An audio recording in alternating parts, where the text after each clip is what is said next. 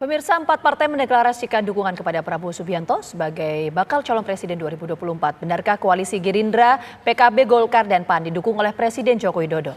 Ya, apakah ini pemirsa koalisi besar ini tandanya sudah mendapatkan restu dari Presiden Joko Widodo atau mungkin ada kaitannya karena pernah dulu Presiden berkata bahwa akan ada sebuah koalisi besar begitu ya Vita ya. Nah, lalu siapa kira-kira yang akan diusung maksud kami sebagai calon wakil presiden untuk mendampingi Prabowo Subianto jika sebelumnya kita mendengar ada nama Muhaimin Iskandar yang selalu disebut. Apakah nama itu atau mungkin ada nama lain? Untuk membahasnya sudah bergabung bersama kami sejumlah narasumber. Di studio sudah ada Wakil Ketua Umum Partai Gerindra yaitu ada Mas Habibur Rahman. Selamat sore. Terima kasih sudah hadir. Kemudian juga hadir melalui virtual ataupun secara daring ada Wakil Ketua Umum Partai Golkar yaitu ada Mas Ahmad Doli Kurnia. Kemudian juga ada Sekretaris Jenderal Partai Amanat Nasional yaitu ada Mas Adi Suparno dan juga ada pakar politik Ibu Siti Zuhro atau Mbak Wiwi. Selamat sore semuanya. Selamat sore. Selamat sore, Selamat sore. Waalaikumsalam warahmatullahi wabarakatuh. Nah, pertama kita mau ke Golkar dulu deh. Apa sih yang sebetulnya membuat Golkar akhirnya meyakini untuk bergabung bersama dengan Gerindra? Padahal kan sebelumnya Erlangga Hartarto sudah bertemu dengan Mbak Puan Maharani, udah saling kasih bunga satu sama lain dan sempat membentuk tim teknis. Ya, sebenarnya ini keputusan yang kita ambil melalui proses yang cukup panjang dan sangat dinamis ya. Sampai pada akhirnya kita mengambil keputusan beberapa hari yang lalu dan kemudian disampaikan bersama dengan 3 partai politik yang lain tadi pagi. Ya, memang ada beberapa pertimbangan. Kan dalam 2 minggu ini kita memang putuskan pilihannya tinggal 2 ya. Apakah bergabung dengan PDI Perjuangan. Nah, tentu dari berbagai diskusi kan ketua umum kami setelah pertemuan di Bali itu kan juga bersama dengan ketua DPD Partai Golkar Provinsi se-Indonesia menyerap aspirasi. Terus kemudian aspirasi itu diskusikan dengan ketua-ketua dewan, ada 5 ketua dewan yang ada di Partai Golkar dan kemudian termasuk senior yang lain dan kemudian juga bersama dengan ormas-ormas yang ada di lingkungan Partai Golkar. Nah, tentu dari serap aspirasi itulah menjadi pembahasan di DPP dan akhirnya ketua umum memutuskan yang memang sudah kita beri mandat untuk mengambil keputusan itu. Nah, ada beberapa pertimbangan. Pertama tentu tadi aspirasi yang berkembang seperti yang juga selama ini juga disampaikan di publik.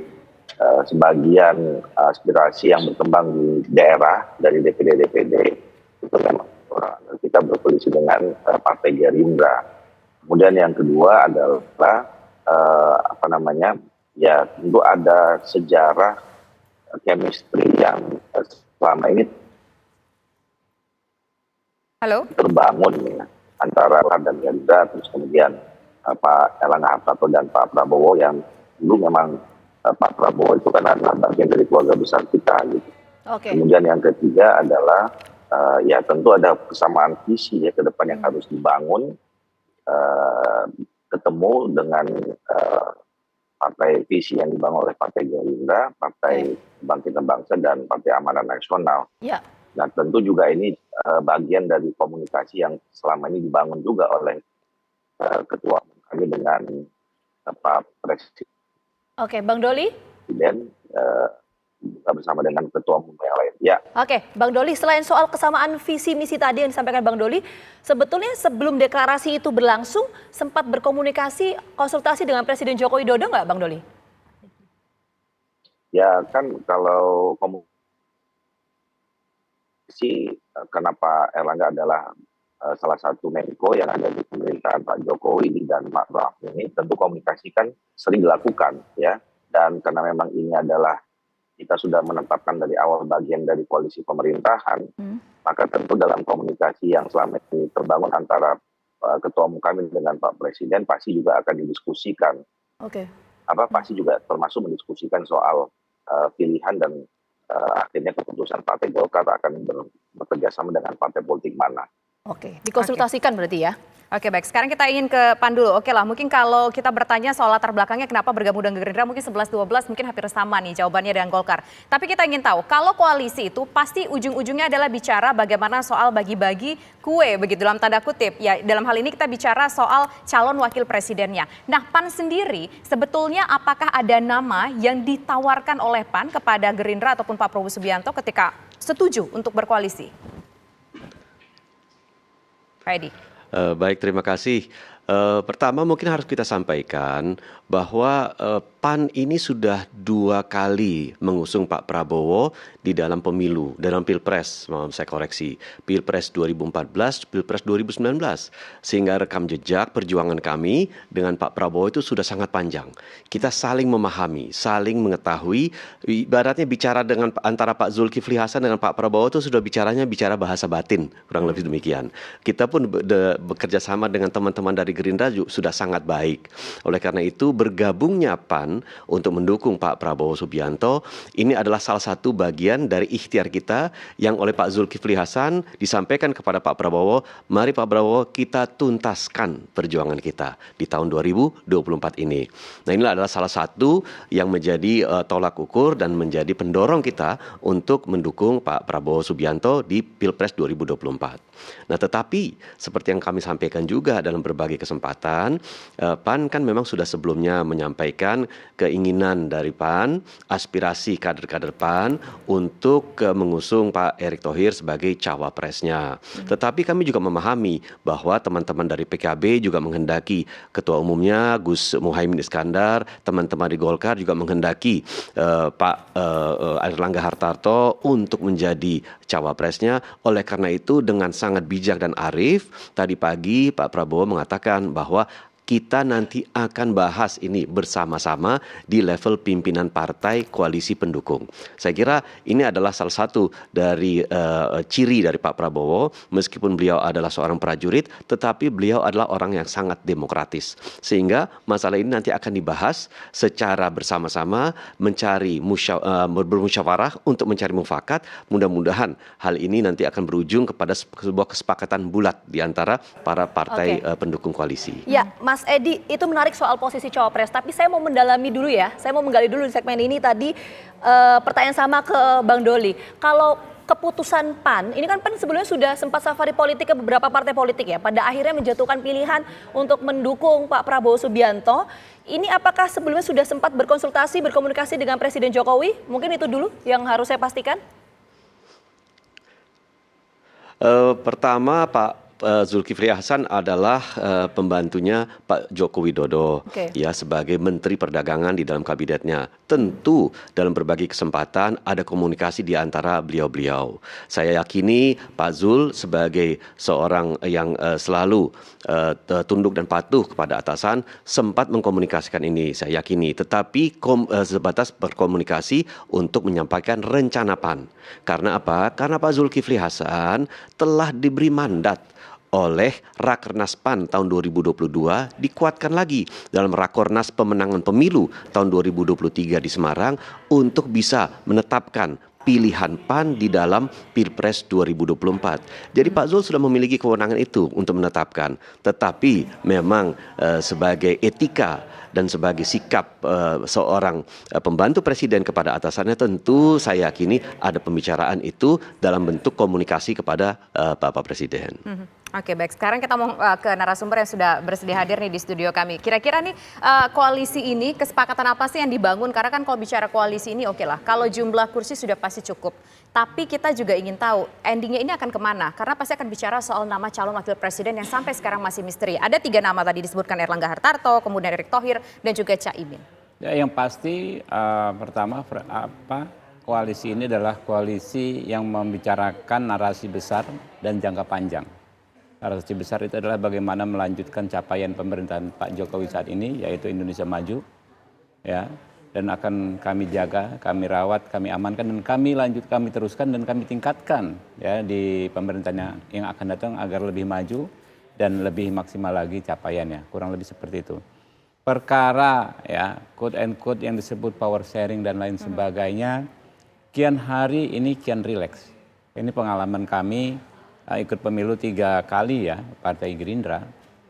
Sejak 2009, 2014, 2019. Yang tadinya seolah kaku, justru semakin hari semakin rileks. Kita dulu ingat ya, misalnya sekitar setahun yang lalu, semua partai mengusung capresnya masing-masing. Tidak ada tawar menawar, pokoknya partai A capresnya A. Ya, sehingga sekarang ya kan ada 4 partai politik parlemen, ya, ada beberapa lagi di luar parlemen. Secara garis besar sepakat capresnya mengerucut ke Pak Prabowo. Artinya teman-teman sudah menanggalkan egonya masing-masing. Nah, begitu juga untuk posisi cawapres, yang kita kedepankan adalah melakukan musyawarah, melakukan diskusi secara demokratis dan secara ilmiah, mencari cawapres yang terbaik. Ya. Tapi ikatan besarnya bahwa kita ini satu frekuensi dalam konteks ideologis, ya, wacana-wacana kebangsaan itu sudah mengikat kita semua. Tinggal nanti seiring waktu tokoh-tokoh itu, ya, Pak Muhaimin ketum, ya kan, Pak Zulhas ketum, Pak Erlangga dan Pak Prabowo berdiskusi. Ini tidak akan seperti diskusi one man one vote, ya, lalu dikasih voting dan lain. Tidak akan seperti itu. Ini diskusinya musyawarah, ya.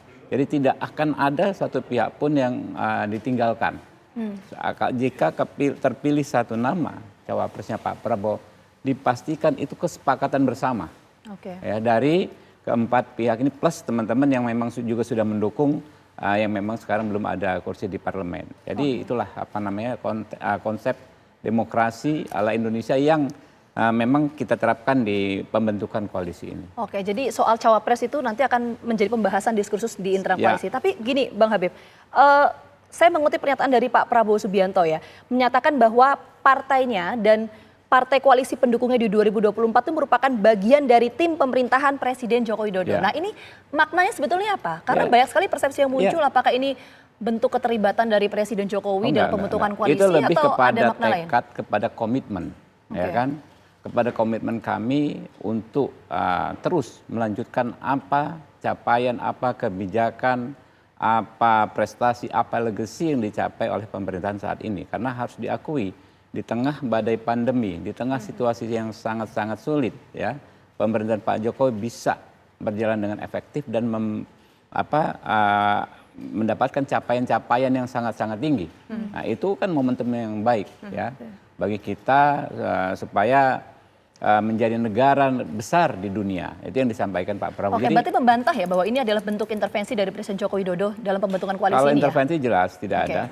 Pak Jokowi adalah sosok yang demokratis, ya, tapi lebih kepada tekad kami, ya kan, untuk melanjutkan capaian-capaian beliau. Oke, semangatnya adalah sama, ingin melanjutkan capaian-capaian dari Presiden Joko Widodo saat ini. Tapi kalau bicara soal untuk mencapai tujuan itu, tentu tidak bisa hanya ada calon presiden saja, butuh calon wakil presiden. Meskipun tadi disampaikan bahwa Mbak Wiwi, kita akan berdiskusi bersama-sama. Ini bukan satu orang bisa satu kasih suara siapa yang menjadi calon wakil presidennya, tidak akan seperti itu. Tapi kira-kira bakal alot nggak sih Mbak Wiwi untuk menentukan siapa yang akan mendampingi Prabowo Subianto? Nanti dijawab ya Mbak Wiwi, usai jeda berikut. Kami kembali sesaat lagi. Saya yang ke Mbak Wiwi. Mbak Wiwi mau menjawab pertanyaan terakhir dari informasi tadi bahwa apakah ini didukung oleh Joko Widodo? Tadi sudah dijawab oleh masing-masing partai. Kemudian siapa yang akan mendampingi Prabowo Subianto? Nah, berbicara soal dua ini, siapa yang akan dampingi Prabowo Subianto? Apakah kira-kira ini akan alot? Kalau seandainya ini alot, akankah kira-kira nanti Pak Jokowi yang akan turun tangan, Mbak Wiwi? Iya, ini menarik. Pertama tentu saya ingin mengucapkan selamat, ya. Selamat atas bergabungnya Golkar dan PAN, ya, dalam koalisi, ya, dengan dengan Gerindra dan PKB. Pekerjaan rumah selanjutnya adalah tidak sekedar membangun koalisi, tapi juga ikut menentukan cawapresnya siapa, kan gitu. Ini tentunya kita sudah mendengarkan tadi Mbak Tisa, Mbak Gina, semua argumentasi dari partai, ya, dari masing-masing, baik itu Golkar maupun PAN gitu, ya, dan juga Gerindra tadi itu. Tidak ada perbedaan, jadi ada kesamaan visi, misi, ada chemistry, diskusi dan sebagainya. Jadi mengesankan tidak ada tidak ada kesenjangan pendapat dalam hal itu. Nah, masalahnya nanti biasanya tidak semudah membangun koalisi ketika menentukan bakal calon presidennya. Lah, karena apa? Karena ada partai yang sudah lama bergabung, yaitu PKB. Sementara Golkar dan PAN ini baru bergabung. Tapi dua partai ini sangat signifikan, gitu. Maka apakah akan mudah musyawarah mufakat itu, gitu ya? Apakah akan lancar atau sebaliknya? Saya melihat tadi sudah terang benderang ya, tidak ada tedeng aling-aling bahwa gitu bergabungnya dua partai dalam Gerindra dan PKB ini sudah direstui oleh Pak Joko Widodo kan itu, dan ini sudah diucapkan secara publik kan gitu, tidak ada rahasia gitu. Artinya apa? Artinya selanjutnya juga sama gitu ya, tidak hanya koalisi tapi juga baca pres. Lah kalau begitu halnya, apakah musyawarah mufakat nanti ternyata akan tidak rumit kan gitu, karena ada faktor pemersatunya itu adalah Pak Joko Widodo gitu, Pak Jokowi kan gitu. Nah ini yang menjadi PR. Tapi siapa? Ini kan koalisi. Koalisi itu biasanya partai-partai itu akan menunjukkan signifikansinya itu, baik dia sebagai partai yang punya kursi banyak di DPR gitu ya. Dari semua 4 partai ini ternyata Partai Golkar yang paling tinggi suaranya, baru Gerindra, terus PKB, PAN, dan PAN ya itu. Jadi apakah akan seperti itu nanti? Karena juga Pak Erlangga dicalonkan di internal partainya. Demikian juga PAN punya calon. Nah ini yang mungkin masih akan jadi musyawarah nanti. Ya, Mbak Wiwi, sebelum kita bahas soal cawapres, sebentar saya mau dalami lagi. Tadi kan Mbak Wiwi menyampaikan bahwa ini pembentukan koalisi ada Gerindra, Golkar, PKB dan juga PAN atas restu dari Presiden Joko Widodo. Indikatornya apa, Mbak? Kan sudah diucapkan.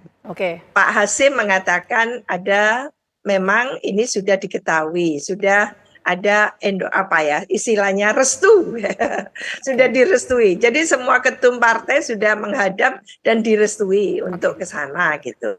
Lah cawe-cawenya Pak Jokowi ini welo-welo gitu loh, tanpa tedeng aling-aling. Jadi menurut saya gampang sekali gitu ya, didengarkan, dilihat kan gitu. Jadi menurut saya mungkin sampai baca pres pun juga akan ikut nantinya ditentukan kan itu. Keuntungan dari Presiden Joko Widodo dalam proses intervensi itu apa Mbak Wiwi? Kan bukan intervensi, cawe-cawe. Cawe-cawe apa keuntungannya? Intervensi itu istilah asing, Mbak. Istilah Indonesianya cawe-cawe gitu. Apa keuntungan dari Presiden Joko Widodo untuk cawe-cawe Mbak Wiwi? Kalau Mbak Wiwi? Dalam membangun koalisi, dalam ikut pemilu, ini kan yang berbicara adalah kepentingan politik dan kekuasaan. Jadi Pak Jokowi dalam hal ini berkepentingan tentunya maintaining gitu ya, bagaimana kelanjutan. Karena apa? Karena beliau merasakan bahwa apa yang sudah dibangun ini perlu dilanjutkan gitu ya.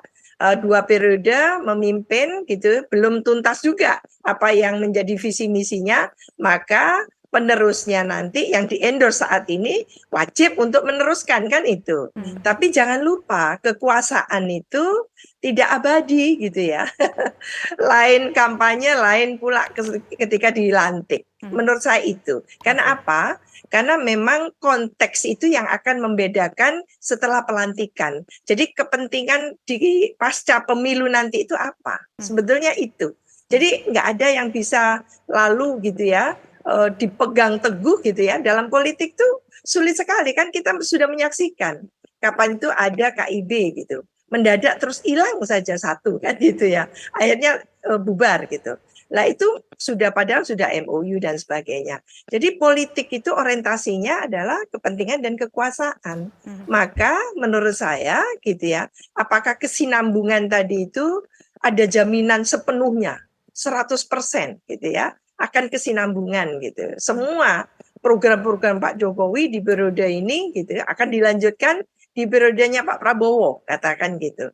Lah itu yang menurut saya ada kepentingan yang luar biasa dari Pak Jokowi dalam hal ini gitu ya. Oke. Apakah itu menjadi kepentingannya Pak Prabowo sebagai presiden nanti? Itu kan pertanyaan lanjutannya seperti itu. Oke. Karena politik itu tidak pernah absolut atau apa ya kita katakan sebagai permanen. Oke. Politik itu penuh opsi, politik itu serba mungkin kan itu. Oke, baik. Sekarang saya ingin ke Bang Habibur Rahman. Bang Habibur Rahman, politik itu cair begitu kan ya. Dan juga disampaikan tadi kepentingan dari Pak Prabowo untuk mendukung koalisi ini, walaupun kita tahu bahwa, maksudnya kepentingan Pak Jokowi tampaknya mendukung koalisi ini, dalam tanda kutip dibilang Mbak Wi tadi adalah cawe-cawe karena penting untuk melanjutkan program-program yang mungkin belum selesai. Nah, apakah nanti program itu akan juga menjadi prioritas dari Pak Prabowo?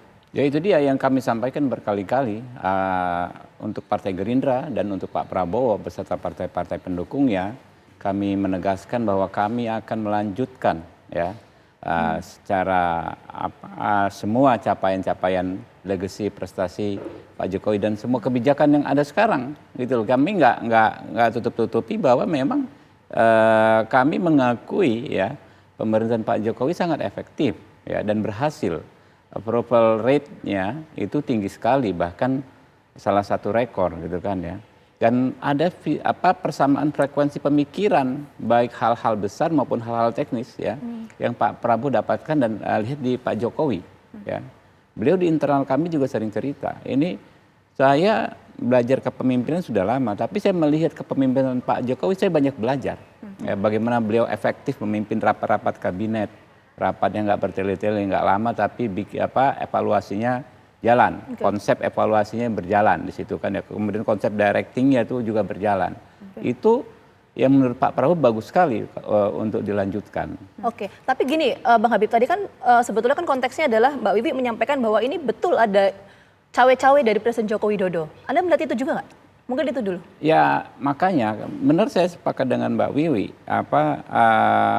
Bagaimana kita memaknai sikap Pak Jokowi itu, ya kan? Apakah dalam konteks negatif ya disebut ini intervensi dan lain sebagainya ala Barat, itu konsep berpikir ala Barat. Tapi kalau kita konsep berpikir ala Indonesia, cawe-cawe itu kan sebenarnya konteksnya positif saja, ikut membantu, ya, ikut turut serta, ya. Nah itu Presiden ikut turut serta nggak Bang Habib?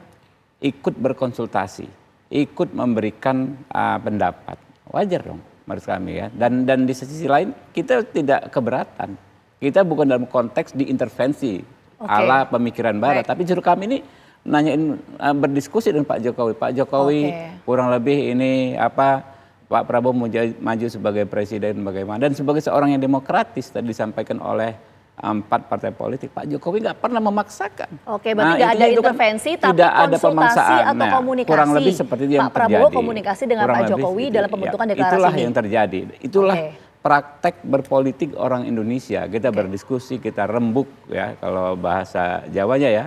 Kita musyawarah menentukan langkah-langkah penting ke depan. Oke, baik. Nah sekarang saya ke Bang Doli. Bang Doli tadi sudah sempat sebetulnya katakan sudah sampaikan tadi saya ke Pak Doli, ke Pak Edi. Pak Doli tampaknya sudah ada gangguan komunikasi bersama kami, jadi saya menuju ke Pak Edi terlebih dahulu. Pak Edi tadi sudah sepakat juga mengatakan bahwa di awal bahwa PAN ini sudah 2 kali berturut-turut di masa Pilpres memberikan dukungan kepada Prabowo Subianto dan juga sempat berkomunikasi Pak Zulhas dengan Pak Presiden untuk bicara soal koalisi bagaimana jika bergabung dengan Prabowo Subianto. Nah, kalau berbicara soal apa sih yang disampaikan Presiden ketika mengatakan konsultasi ini sebaiknya deklarasi, itu apa? Lebih detailnya seperti apa Pak Edi?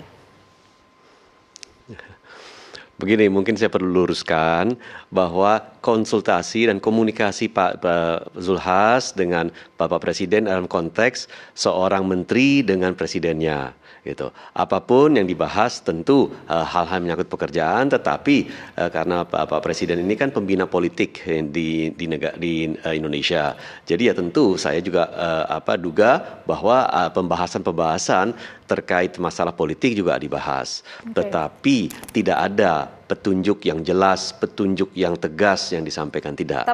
Karena bagaimanapun juga, kembali lagi kami sampaikan, Pak Zulhas sebagai Ketua Umum Partai sudah memegang mandat untuk bisa melaksanakan tugasnya menetapkan siapa capres-cawapres pilihan Partai Amanat Nasional. Nah, kalau bicara soal cawe-cawe tadi, sebagai seorang pembantu presiden, kalau bicara soal cawe-cawe tadi, saya tidak.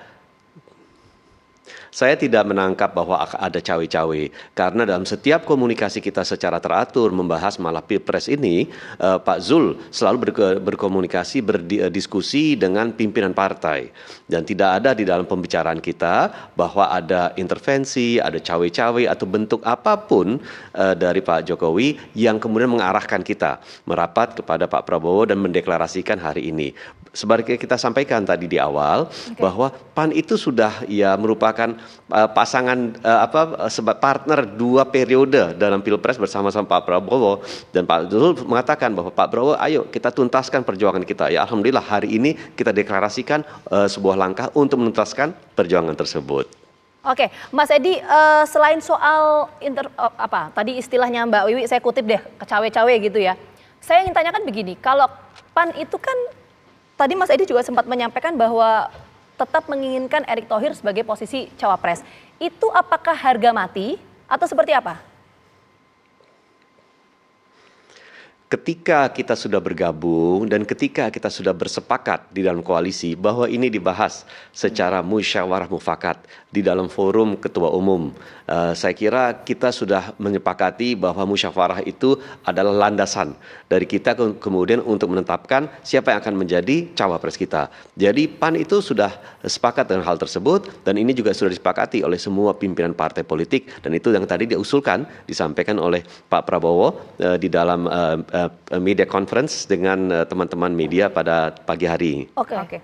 Baik, sekarang saya ingin ke Mbak Wiwi. Mbak Wiwi, ini kalau bicara soal ini oke lah, soal cawe-cawe dalam tanda kutip yang cawe-cawe positif tadi bahasanya oke, di situ ada kepentingan dari presiden. Tapi kalau bicara soal calon wakil presiden, sekali lagi ada 3 nama, masing-masing partai punya nama begitu. Airlangga Hartarto, Erick Thohir, kemudian juga ada nama Caimin. Nah kalau kita lihat beberapa waktu belakangan ini tampaknya dari 3 nama itu yang paling melejit elektabilitasnya adalah Erick Thohir. Dan juga kita lihat bahwa hubungan antara Erick Thohir dengan Pak Joko Widodo juga cukup baik begitu. Apakah ini menunjukkan yang potensi paling besar di antara 3 nama tersebut adalah Erick Thohir?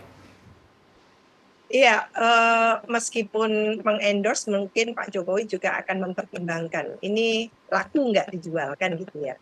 Jadi ada pertimbangan-pertimbangan karena tadi itu menang kan gitu.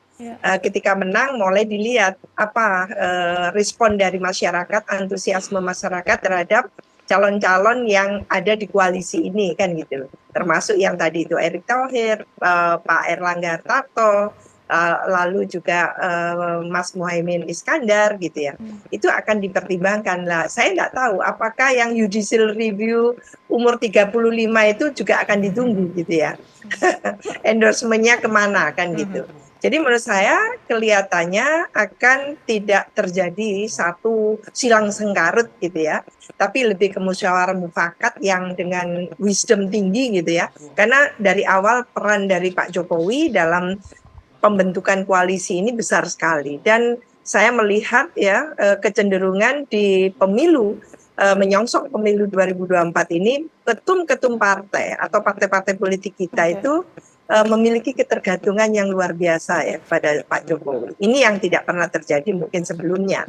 Dan tentu ini akan berpengaruh ya sangat signifikan terhadap nanti penentuan bakal calon wakil presiden itu sendiri. Oke, nah Mbak Wiwi, kalau tadi Mbak Wiwi menyampaikan mungkin singkat saja, kalau menyampaikan bahwa endorsement dari Pak Jokowi ini punya peran yang signifikan dengan pembentukan koalisi hari ini, ya ada Gerindra, kemudian Golkar, PAN dan juga PKB. Bagaimana pengaruhnya terhadap peta politik, terutama untuk baca pres yang sudah sempat diumumkan oleh beberapa partai politik? Seperti apa Mbak Wiwi? Iya, tentunya kalau akan mengerucut ke seseorang gitu katakan ya nanti dari 4 partai politik ini pastinya akan direspon oleh 2 poros lainnya gitu ya, dengan akan menentukan siapa bakal wakil calon presidennya yang bisa menandingi kan gitu. Kalau menurut saya ini bagus sekali ya, paling kurang munculnya koalisi ini akan mendorong poros lain itu untuk lebih bersemangat lagi dan sesegera mungkin juga akan menentukan wakil calon wakil presidennya. Jadi menurut saya ini yang akan diperhitungkan gitu ya. Apakah ke Erick Thohir atau ke Pak Erlangga ataukah jangan-jangan yang umur 35 itu kan gitu ya. Kita belum tahu ini, tapi tidak tertutup kemungkinan kalau memang dasarnya adalah ini perolehan suara elektabilitas ya atau popularitas, mungkin Pak Erick Thohir gitu ya, katakan seperti itu. Maka yang lain akan menimpali dengan tentunya memilih calon wakil presiden itu yang kira-kira bisa nendang kan gitu. Silakan. Ini bagus sekali ya. Jadi kita tentunya mengharapkan ada bagian yang tak terpisahkan dari proses seperti ini, Mbak Tia, Mbak Tisa dan Mbak Gina, menurut saya adalah literasi politik kepada warga masyarakat, warga pemilih. Jadi ini penting sekali. Oke, baik. Terakhir ada dua hal yang menjadi hitungan partai politik untuk soal posisi capres atau cawapres. Yang pertama adalah kotel effect. Ya, pasti akan mendapatkannya. Teorinya begitu. Yang kedua soal power sharing. Ya, itu dua hal yang pertama. Kotel effect ini kalau Anda lihat track record perjalanan Partai Gerindra berkoalisi, ya, entah bagaimana kotel efek ini selalu terbagi secara adil, bahkan lebih menguntungkan dalam tanda kutip mitra-mitra koalisinya Pak Prabowo walaupun tidak mendapatkan posisi baca wapres. Kita lihat kemarin di 2019 paling gampang. Yang lalu Mas peningkatan Habib Partai itu Gerindra itu cuma menunjukkan 4 kursi. Oke, sebentar Ya kan? Mbak Wiwi. Sementara partai yang gantian lain, dulu ya. peserta koalisinya mendapat kotel efek yang sangat besar. Yang kedua power sharing. Power sharing Pak Prabowo kalah pun power sharingnya bagus sekali. Kita lihat 2014 koalisi KMP ya kan ya. Kurang lebih semua orang satisfied, puas dengan apa yang dilakukan Pak Prabowo sebagai pemimpin koalisi, kurang lebih ya power sharing. Tapi jangan lupa dua hal ini baru bisa dilaksanakan ya kan kalau menang hitungannya. Nah itu dia yang justru yang. Tapi kalau ngomong-ngomong soal menang-menangan ini kan juga pasti ada sosok presiden dan juga sosok wakil presidennya ya. Apakah kira-kira yang dibilang Mbak Wiwi jangan-jangan nanti ada usia yang lebih muda nih dalam tanda kutip Gerindra, oke nggak? Ya kita nggak sampai sejauh itu, tapi yang jelas 3 hal tersebutlah yang akan menjadi acuan, yang biasanya menjadi acuan. Karena tapi nama itu dipertimbangkan nggak oleh Gerindra sendiri? Kalau kami ya kan itu kan dengan terbentuknya koalisi 4 partai ini pasti akan semua hal ya, informasi dari rekan-rekan lembaga survei, Mbak Wiwi ya kan, wartawan, organisasi massa, tokoh masyarakat, semua akan dipertimbangkan oleh 4 nama Gibran orang. dipertimbangkan oleh Gerindra kan? Saya tidak tidak dalam kapasitas menyampaikan yang strike to the point. Ya, 4 hal yang saya katakan tadi semua informasi akan menjadi pertimbangan. Oke, semua informasi akan dijadikan pertimbangan. Ya, tapi sejauh ini belum memutuskan artinya soal sosok dari cawapres ya, pendamping Prabowo Subianto. Belum. Oke, jadi nanti kita tunggu ya seperti apa dinamikanya, termasuk juga sosok dari cawapres pendamping dari Prabowo Subianto. Terima kasih banyak untuk Bang Habib, kemudian Mas Mbak Edi Wiwi, sebelumnya Pak Edi. sudah bergabung juga, ada Bang Doli dan juga Mbak Wiwi atas waktu sudah bergabung sama kami. Saya terus Mbak. Sehat selalu. Prof, Mas Edi, yuk.